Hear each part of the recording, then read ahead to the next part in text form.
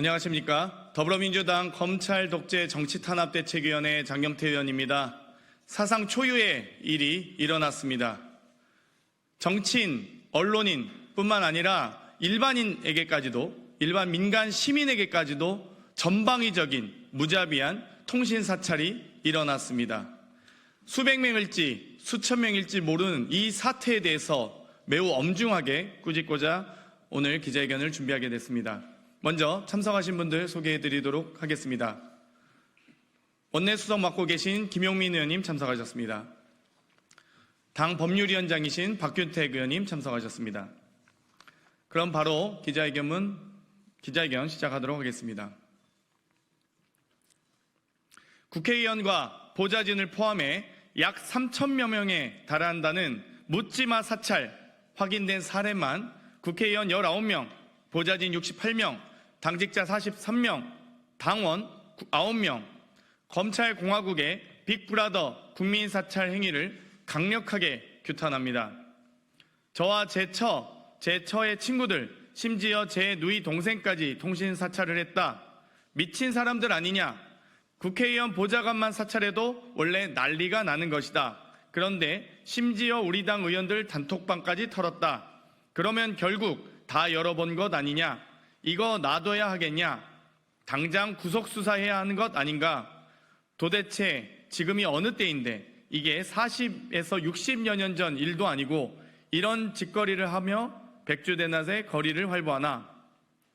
다른 누구도 아닌 윤석열 대통령이 후보 시절인 2021년 12월 30일 통신 사찰에 대해 직접 한 말입니다.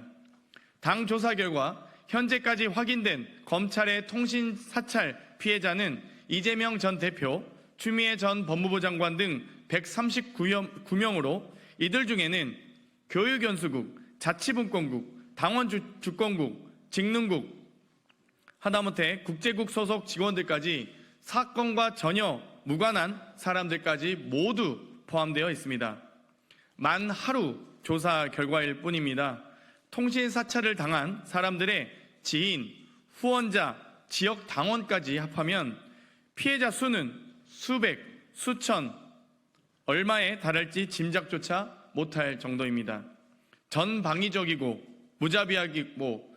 무자기적인 무도한 검찰공화국의 통신 사찰입니다.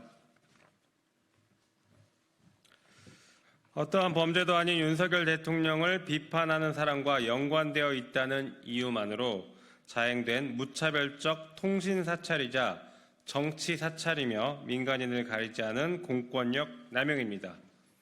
애초에 통신정보조회 주체인 중앙지검 반부패 수사 1부에서 윤석열 대통령 명예훼손 사건을 수사한다는 명목으로 검찰은 못하게 되어 있는 명예훼손죄를 직접 수사했던 것도 모자라 압수수색과 통신정보조회를 남발하고 있는 것부터 매우 비정상적인 상황입니다.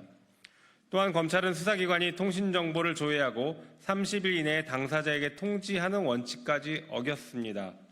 6개월의 추가 유예기간은 수사의 당사자나 핵심 관계자에게나 해당되는 것입니다.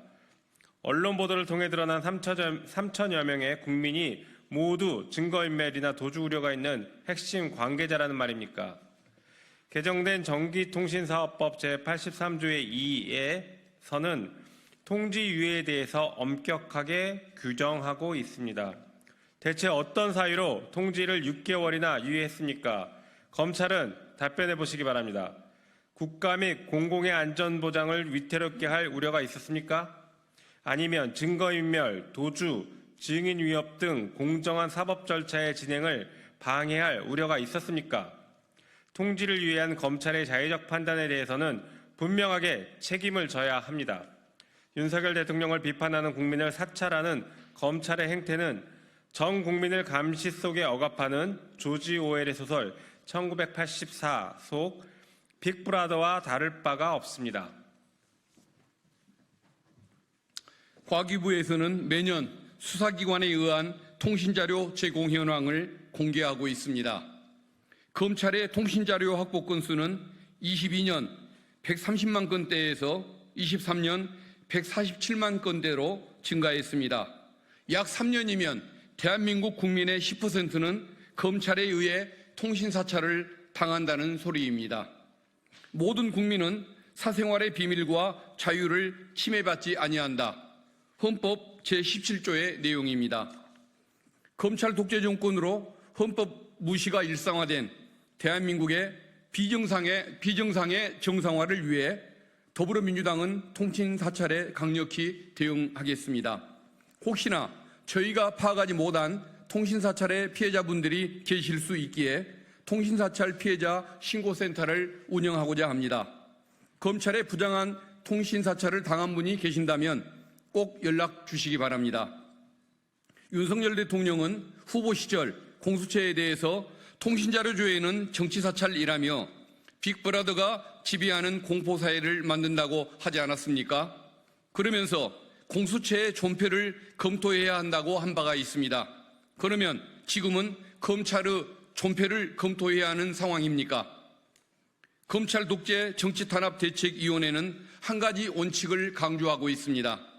검사도 죄를 지으면 처벌받아야 한다는 당연한 상식입니다. 끊이질 않는 검찰의 부정과 부당한 사찰에 국민과 함께 끝까지 싸워 나가겠습니다. 정치검찰이 국민 앞에 책임 있는 조치를 취할 때까지 국민을 지키기 위해 결단코 멈추지 않겠습니다. 더불어민주당 검찰 독재 정치탄압 대책위원회 일동. 부연해서 한 말씀만 드리겠습니다. 영장을 청구해야만 확인할 수 있는 통신 사실 확인 조회와 달리 이번 통신기록 조회는 영장 없이 검찰의 요청만으로도 무분별하게 전방위적으로 기록 조회를 할 수 있는 건입니다. 그리고 지금 현재 저희가 파악된 이 해당 사안 등 1월 1일 이후에 문자로 안내된 의무가 생긴 이후에 파악된 인원입니다. 그래서 2023년 12월 31일까지 통신 기록된 내용은 개인적으로 신청하셔야 됩니다. 그래서 개인적으로 신청하시면 통신사에서 안내를 해드릴 겁니다.